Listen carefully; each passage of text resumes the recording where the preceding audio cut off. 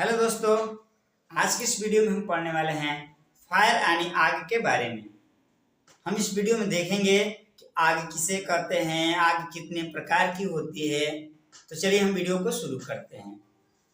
सबसे पहले हम देखेंगे basic, BASIC, basic information, basic information of fire, basic information of fire fighting, FIGSTI, basic information of fire fighting यानी कि अग्निशमन यंत्र की आवश्यक जानकारी। इसका अर्थ क्या होगा? Basic information of fire fighting, अग्निशमन यंत्र की आवश्यक जानकारी। हम देखेंगे कि आग आग आग को हम इंग्लिश में फायर कहते हैं, FI, फायर। ठीक, अब हम समझेंगे कि आग क्या होती है अथवा आग किसे कहते हैं और आग कैसे उत्पन्न होती है, आग कैसे लगती है। तो आग आग क्या है, नोट करते हैं, लिखेंगे आग आग एक रासायनिक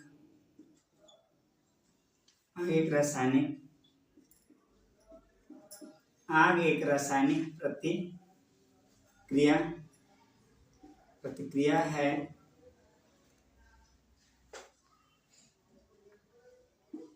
जो तीन चीजों से मिलकर उत्पन्न होती है। ठीक, आग क्या, अगर आपसे कोई पूछे कि आग क्या है तो आप बताएंगे कि आग एक रासायनिक प्रतिक्रिया है जो तीन चीजों से मिलकर उत्पन्न होती है अथवा मिलकर बनती है। ठीक, जैसे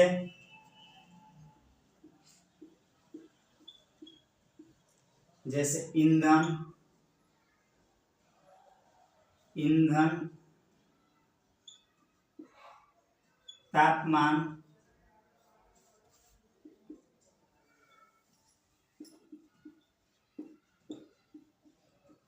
ऑक्सीजन, ईंधन, तापमान और ऑक्सीजन। ठीक, इंग्लिश लिखना चाहेंगे लिख सकते हैं FULE, fuel, heat, HEAT, heat, oxygen, OXYGEN, oxygen. ठीक, आग इन्हीं तीनों चीजों से ही मिलकर उत्पन्न होती है। कौन कौन से चीजों से मिलकर उत्पन्न होती है? ईंधन, तापमान और ऑक्सीजन। यानी कि आग को उत्पन्न होने के लिए ईंधन की भी जरूरत पड़ती है, तापमान की भी और ऑक्सीजन की। और इन तीनों में से एक भी अगर अनुपस्थित रहेगा तो आग नहीं लगती है। जैसे हम समझ लेते हैं यहीं पे एक ग्राफ के माध्यम से, अगर ये मोमबत्ती है,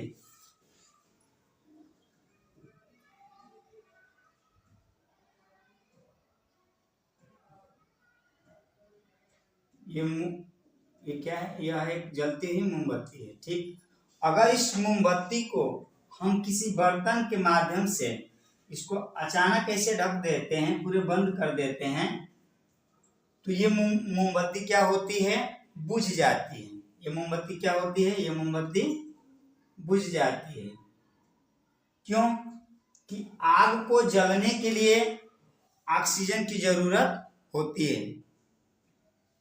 तो हमने पहले बताया कि आग इन तीनों की उपस्थिति से ही लगती है। अगर इनमें से कोई भी अनुपस्थिति रहेगा तो आग नहीं लगती। जैसे कि यहाँ पे जलती हुई मोमबत्ती को हमने किसी माध्यम से बर्तन से ढका तो मोमबत्ती क्या हो गई? बुझ गई। ठीक, अब हम देखेंगे यहाँ पे एक आप नोट करना चाहें तो नोट कर सकते हैं, इस चीज को नोट कर लीजिए। नोट फर्स्ट है, देखिए, अगर ईंधन अगर ईंधन तापमान ऑक्सीजन ऑक्सीजन ऑक्सीजन इन तीनों में से एक भी अनुपस्थित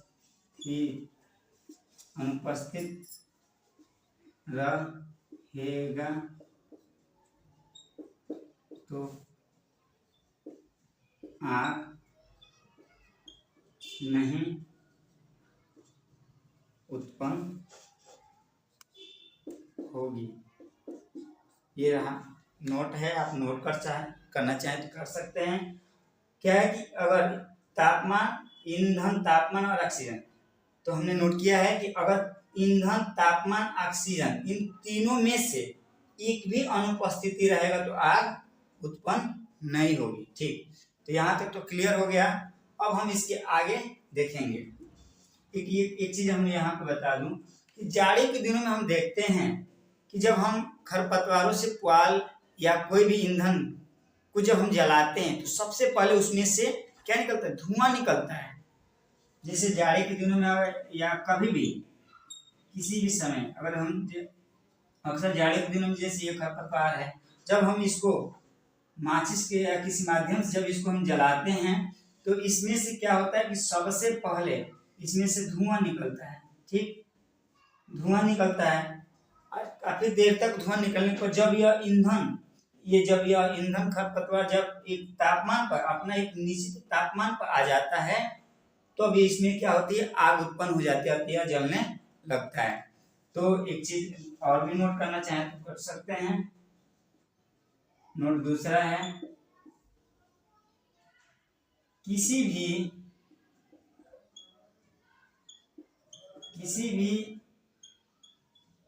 ईंधन को जलने के लिए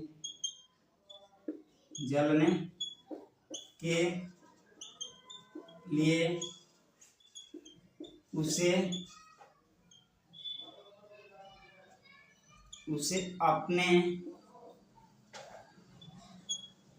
एक उच्चतम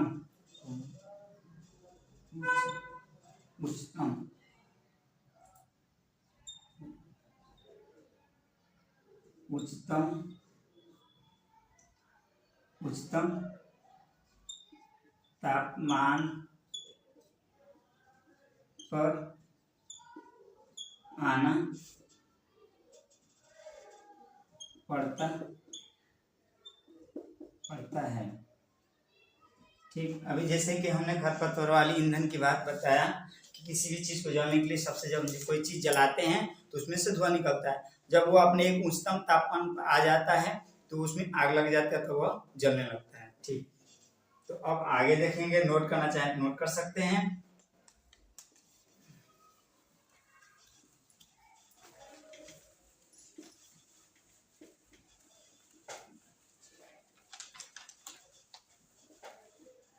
अब देखेंगे आग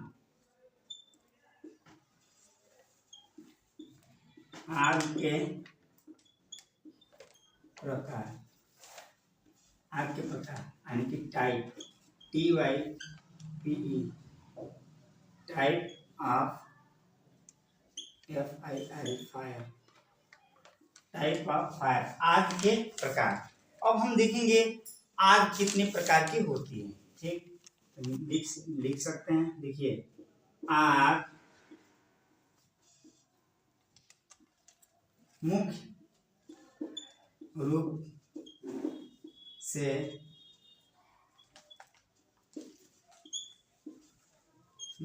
4 प्रकार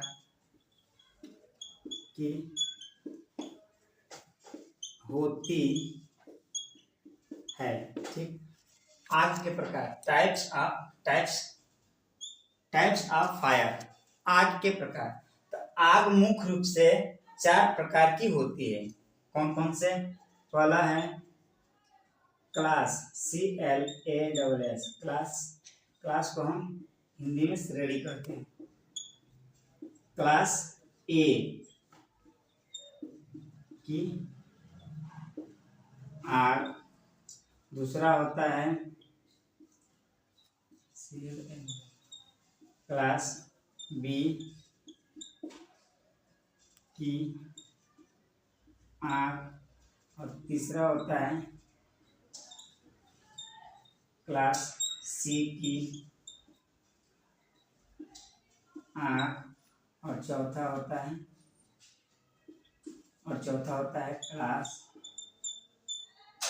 क्लास डी की आग। ठीक, आग कितने प्रकार का होता है? तो आग मुख्य रूप से 4 प्रकार का होता है।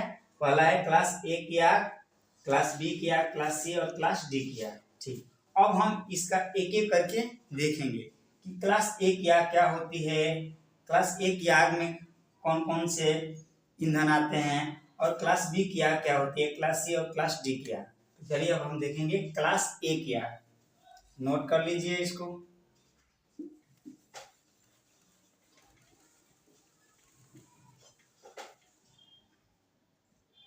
पहला क्या था? क्लास CLASS, क्लास ए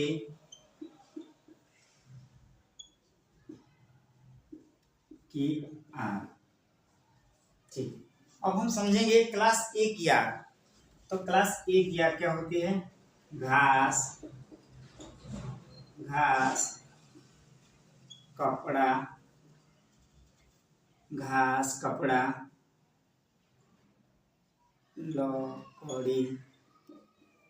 लकड़ी, घास, कपड़ा, लकड़ी,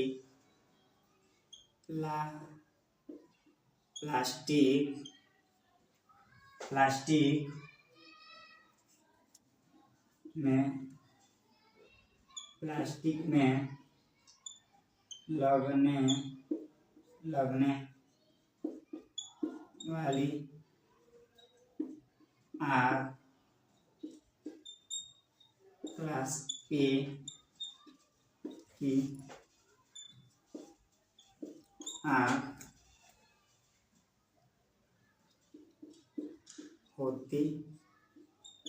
होती है। ठीक, अगर आपसे पूछे कि क्लास ए की आग क्या होती है, तब बस बताएंगे सिंपल सी कि घास, कपड़ा, लकड़ी, प्लास्टिक में लगने वाली आग क्लास ए की आग होती है। ठीक, होता है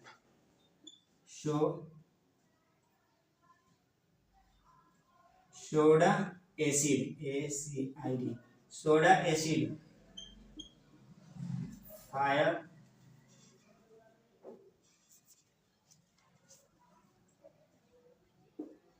अग्नि शमन यंत्र का प्रयोग करते हैं। ठीक, अगर घास, कपड़ा, लकड़ी, प्लास्टिक में जो आग लगती है, इस आग को बुझाने के लिए हम सोडा एसिड, फायर, अग्निशमन यंत्र का प्रयोग करते हैं। ठीक, अब हम देखेंगे दूसरा क्लास बी। ठीक, क्लास बी की आग क्या होती है? पेट्रोल,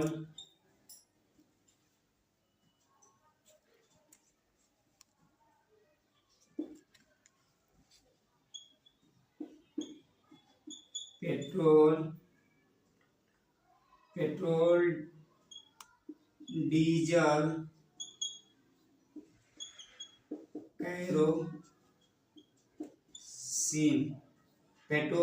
कैरोसिन से लगने वाली आग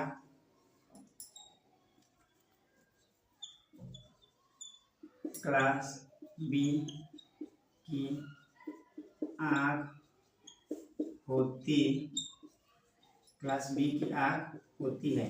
ठीक, अगर पेट्रोल डीजल और केरोसिन से जो आग पकड़ती है, किसी ईंधन में या कहीं आग लगती है, तो वही आग क्लास बी की आग होती है। इससे ये पता चल गया कि क्लास बी की आग में पेट्रोल डीजल केरोसिन से ही आग लगती है। ठीक, अब हम इसको इसमें इसका नोट लिख सकते हैं, FOAM फोम। फोम युक्त अग्निशमन यंत्र का हम प्रयोग करते हैं। इस फोम युक्त में क्या होता है कि जब हम आग लगती है, तो जब हम अग्नि ज्वाला पर जब हम इस अग्निशमन यंत्र को सीधे पिन निकाल कर जब हम पुश करते हैं, दबाते हैं पिन को, तो उसमें से फोम युक्त पदार्थ निकलता है झागनुमा, और वह क्या होता है कि सीधे आग पर हम फेंकते हैं तो आग क्या होती है, बुझ जाती है। अब हम पढ़ेंगे क्लास सी की आग। तीसरा नोट कर लीजिए,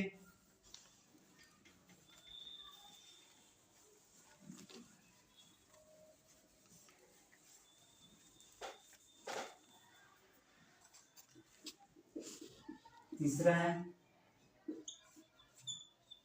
क्लास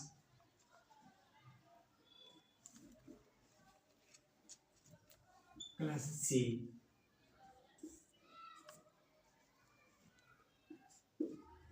ठीक,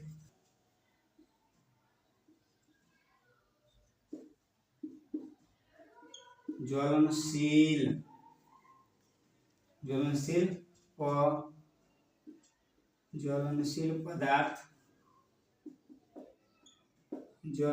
पदार्थ जैसे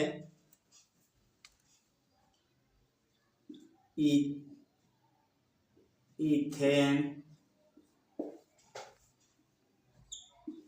मीथेन, इथेन, मीथेन और सीएनजी,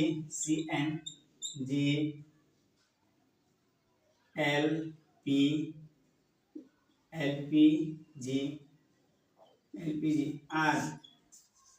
आदि से लगने वाली आग क्लास सी की श्रेणी में आता है। ठीक, क्लास सी की आग क्या होती है, तो ज्वलनशील पदार्थ जैसे कि इथेन, मीथेन, सीएनजी, एलपीजी आदि से लगने वाली आग क्लास सी की आग होती है। सीएनजी आज के टाइम देख रहे हैं कि सारी जितनी आज जो गाड़ियां गैस से चल रही हैं उसमें सीएनजी गैस भरी जाती है। एलपीजी के बारे में आप सब जानते हैं, जिसका हम अपने घरों में खाना बनाने के लिए इस एलपीजी गैस का हम प्रयोग करते हैं। सिलेंडर जो हम भरवाते हैं खाना बनाने के लिए, तो वही गैस क्या होती है, एलपीजी होती है। और जैसे कार, बस, ट्रक, आज के टाइम में जो 4 व्हीलर जितनी भी गाड़ियां हैं जो सीएनजी गाड़ियां जो चल रही हैं, ये एक प्रकार की गैस होती है। तो ठीक, तो सीएनजी एलपीजी से लगने वाली आग ही क्लास सी की श्रेणी में रखा जाए। क्लास सी की आग को कैसे बुझाते हैं, तो इसका नोट कर सकते हैं। इसका नोट फर्स्ट है कि क्लास सी की आग को हम सूखा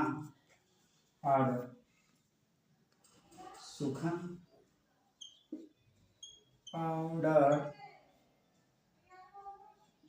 युक्त अग्निशमन यंत्र का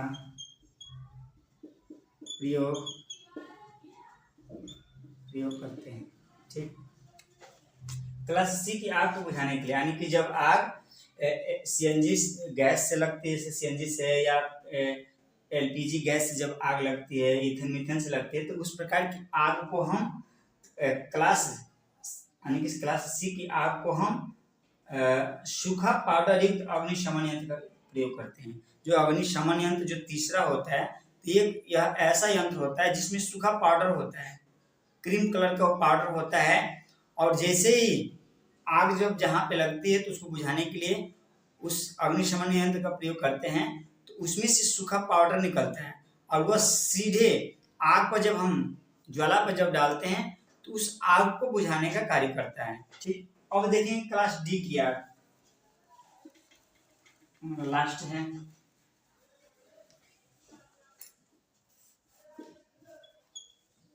क्लास डी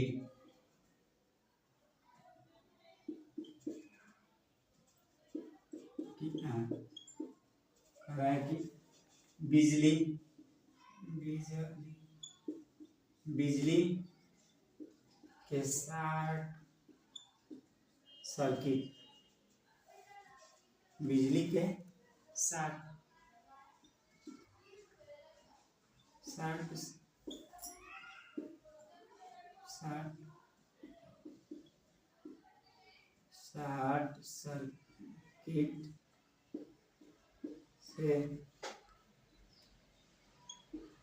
शॉर्ट सर्किट से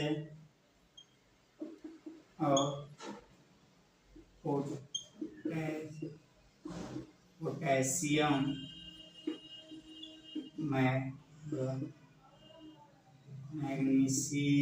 मैग्नीशियम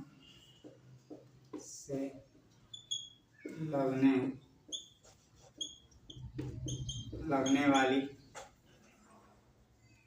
आग क्लास डी की